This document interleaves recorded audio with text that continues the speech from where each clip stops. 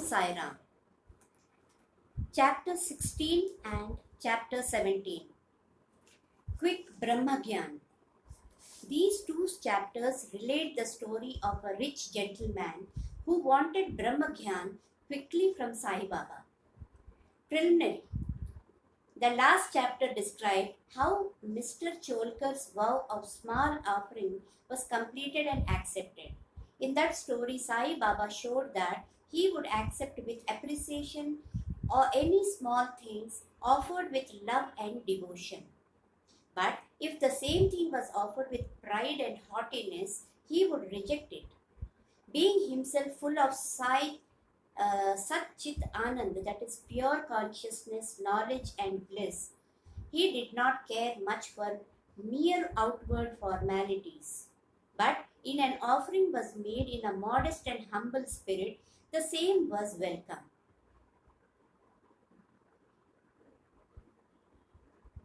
And he accepted it with pleasure and avidity. In fact, there is no person more generous and benevolent than Sadguru, like Sai Baba.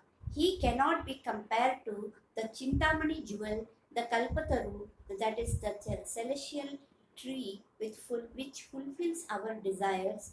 They give us all what we desire, but Sadguru gives us the most precious thing, that is inconceivable and inscrutable, the reality. Now, let us hear how Sai Baba disposed of a rich man who came to him and implored him to give him Brahma-gnyan. There was a rich gentleman. Unfortunately, his name and whereabouts were not mentioned, who was a very prosperous in his life. He had amassed a great quantity in wealth, houses, lands, and had many servants and dependents. When Baba's fame reached his ears, he said to his friend that he was not in want of anything, and so he would go to Shri and ask Baba to give him Brahma-gnyan, which if he got, he would certainly make him more happy.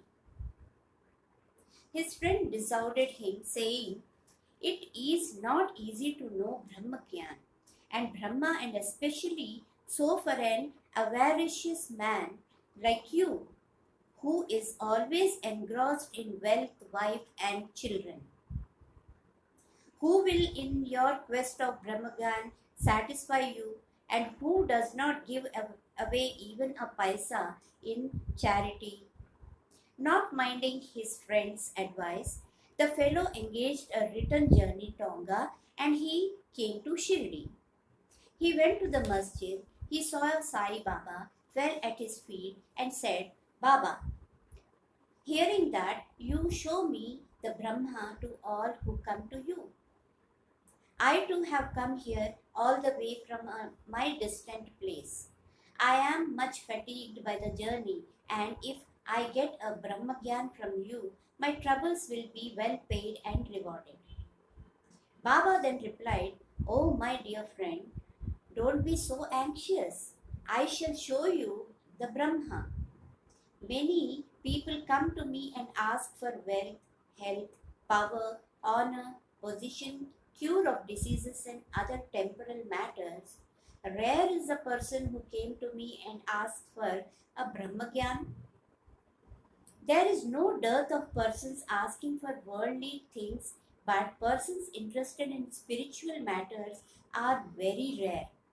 I think it is fortunate and an auspicious moment when persons like you come and ask me for Brahma-gnyan. So forthwhile, I show to you with pleasure the Brahma with all its accompaniments and complexities." Saying this, Baba started to show him the Brahma. He made him sit there and engaged him in some other talk, and thus made him forget his question for some time. Then he called a boy and told him to go to one Nandu Marwadi and get from him a loan of ₹5. The boy left and returned immediately, saying that Nandu was absent and his house is locked. Then Baba asked him to go to Bala grocer and get from him the said loan. This time also the boy was unsuccessful. This experiment was repeated again, twice or thrice with the same result. Sai Baba was, as we know, the living and moving Brahma incarnate.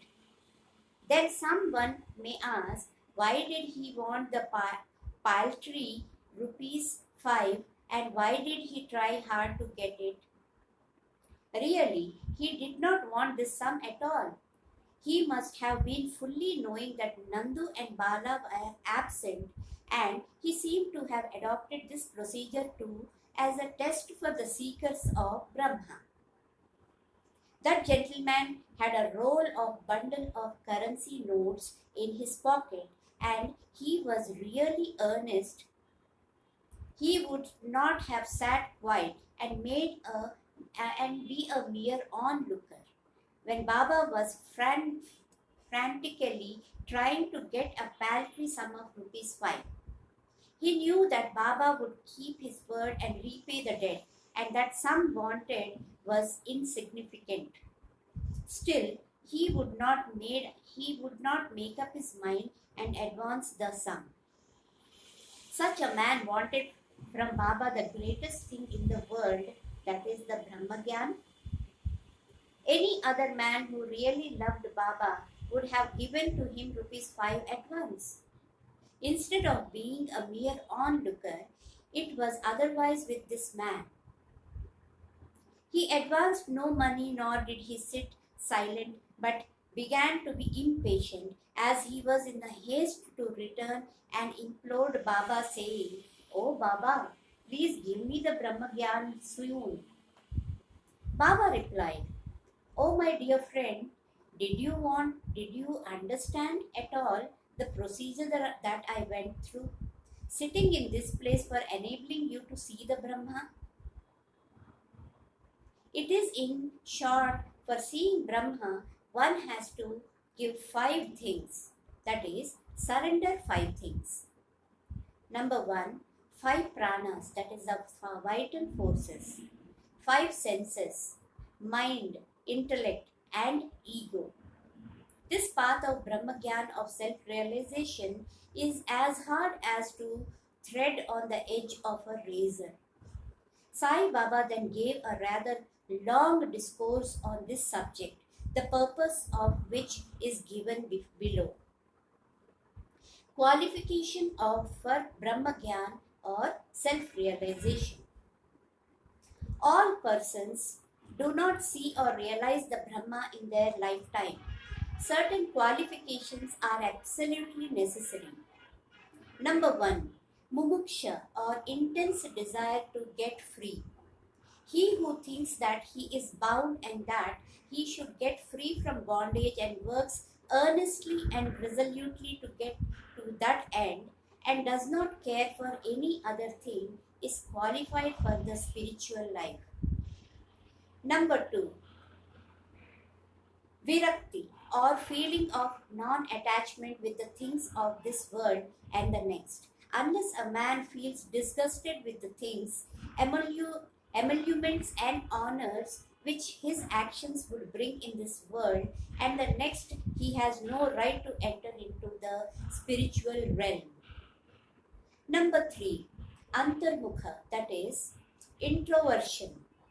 Our senses have been created by God with a tendency to move outward, and so man always looks outward and not inwards. He who wants self-realization and immortal life must turn his gaze inwards and look to his inner self. Number 4, catharsis, that is, eliminating all base ideas and emotions. Unless a man has turned away from wickedness and stopped from doing wrong, and has entirely composed himself, and unless his mind is at rest, he cannot gain self-realization even by means of knowledge. Number 5, right conduct. Unless a man leads a life of truth, penance, and insight, a life of celibacy, he cannot get God realization. Number 6. Preferring Shreyas, that is the God, to Prayas, that is the pleasant. There are two sorts of things, that is the good and the pleasant. The former deals with spiritual affairs and the later with mundane matters. Both these are open to man for acceptance. He has to think and choose one of them. The wise man prefers the good to the pleasant, but the universe, through greed and attachment, chooses the pleasant. Number 7. Control of the mind and the senses. The body is the chariot and the self is its master. Intellect is the charioteer and the mind is the reins. The senses are the horses and the sense objects are their paths. He who has no understanding and whose mind is unrestrained has his senses unmanageable. Like the stray horse of a charioteer does not reach his destination to get self-realization, but goes through the round of births and deaths. But he who has understanding and whose mind is restrained has his senses under control, like the good obedient horse of a charioteer reaches the destination, that is, the state of self-realization, whence he is not born again. The man who has understanding as his charioteer, that is the guide, and is able to rein his mind, reaches the end of the journey, which is the supreme abode of all-pervading Vishnu, that is the Lord. Now 8. Purification of the mind. Unless a man discharges satisfactorily and disinterestedly the duties of his station in life, his mind will not be purified, and unless his mind is purified, he cannot get self-realization. It is only in the purified mind that vivek, that is disattachment to the unreal, crop up and leads to self-realization. Unless egoism is dropped, our avarice got rid of, and the mind made desireless, self-realization is not possible. The idea that I am the body is a great delusion and attachment. To this idea is the cause of bondage. Leave off this idea and attachment, therefore, if you want to reach the goal of self-realization. Number 9. The necessity of a guru. The knowledge of the self is so subtle and mystic that no one could by his own individual effort ever hope to attain it. So, the help of another person, that is teacher, who has himself got self-realization, is absolutely necessary. What others cannot give with great efforts and pain can be easily gained with the help of such a teacher. For he has walked on the path himself and can easily take the disciple step by step on the ladder of spiritual progress. Number 10. And lastly, the Lord's grace is the most essential thing. When the Lord is pleased with anybody, he gives him vivek and vairagya and takes him safe beyond the ocean of the mundane existence. The self cannot be gained by the study of Vedas, nor by intellect, nor by learning.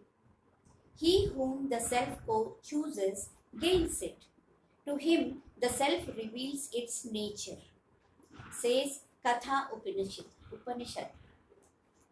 After the desertion was over, Baba turned to the gentleman and said, "Well, sir, there is in your pocket the Brahma in the form of 55 times of 5, that is rupees 250 rupees. Please take them out." The gentleman took out from his pocket the bundle of currency notes and to his great surprise found on counting them that there were 25 notes of 10 rupees each.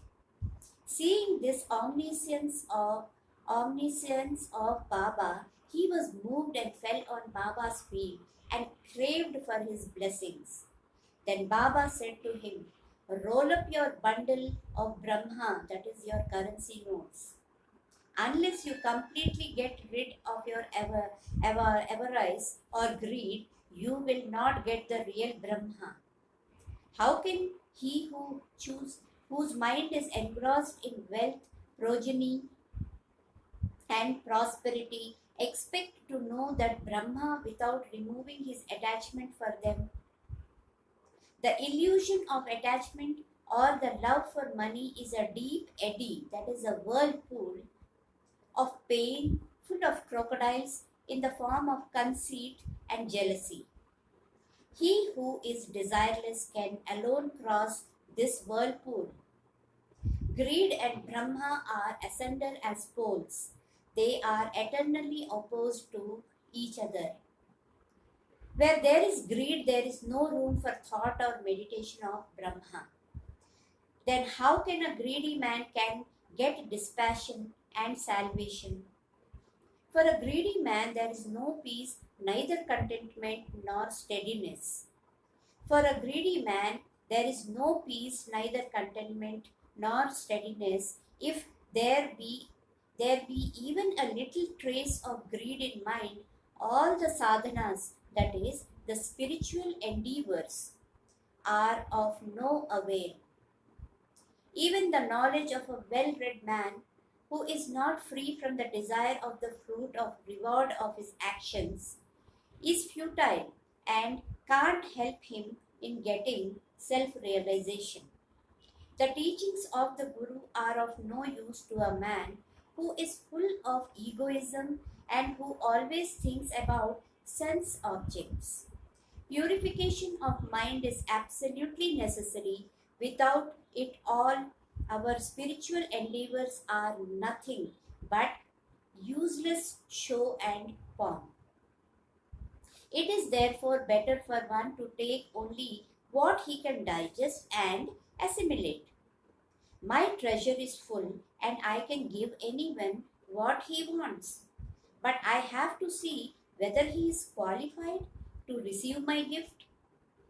If you listen to me carefully, you will be certainly benefited. While sitting in this masjid, I never speak any untruth. When a guest is invited to a house, all the members of the household and other friends and relations that happen to be present are entertained along with the guest. So all those who were present in the masjid at that time, they could partake of the spiritual feast that was served by Baba for the rich gentleman. After getting Baba's blessings, one and all, including the gentleman, left the place quiet and happy and contented. There are many saints who, leaving their houses, stay in forests, caves, or hermitages and in solitude in order to get liberation or salvation for themselves. They do not care for other people and are always self-absorbed. Sai Baba was not of such a type. He had no home, no wife, no progeny, nor any relations near or distant. Still, he lived in the world, that is in the society. He begged his bread from 4 or 5 houses, always lived at the foot of the neem tree, carried on worldly dealings and taught all the people how to act and behave living in this world. Rare are the sadhus and saints who, after attaining God vision, strive for the welfare of the people.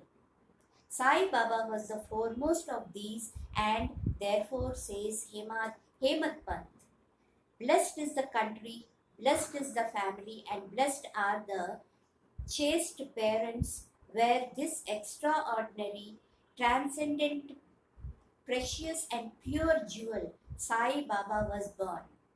Bow to Shri Sai Baba, peace be to all. If you really like my recitation, please send your comments as feedback. Like, share, subscribe. Thank you.